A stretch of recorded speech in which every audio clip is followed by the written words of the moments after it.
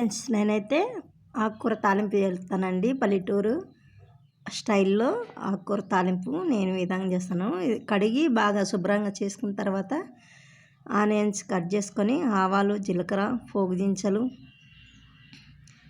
వేసుకొని మగ్గిన తర్వాత కరివేపాకు వేయాలండి. కొద్దిగా ఆయిల్ వేసేసుకున్న తర్వాత నేనైతే ఆయిల్ ఒకటి మిక్స్ చేసేసినానండి.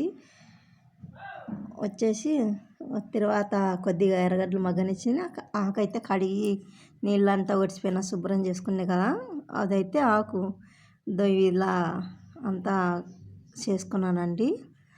నేను వచ్చేసి తాలింపుకి అయితే పెట్టేసినాను కదా, ఇదంతా వేసి ఆకుకూర తాలింపులోకి చూడండి. కొద్దిగా 15 నిమిషాలు మూత మూసి పెడితే ఇలా అవుతుంది, మగ్గుతుంది. నేనైతే శనగిత్తనాలు పుట్నాల పప్పు అండి. మిర్చికి అయితే ఎప్పుడన్నా కానీ నేనైతే స్టాక్ పెట్టుకుంటాం కదా మన ఇళ్ళల్లో. ఆకుకూర తాలింపు కంటే పుట్నాల పప్పే ఎక్కువ వేసి నేనైతే ముందే రెడీ చేసి పెట్టుకున్నానండి.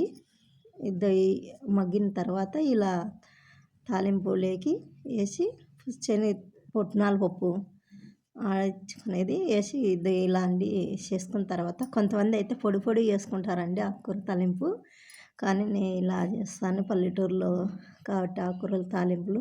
లైక్ కొట్టండి, షేర్ చేసుకోండి ఫ్రెండ్స్, కామెంట్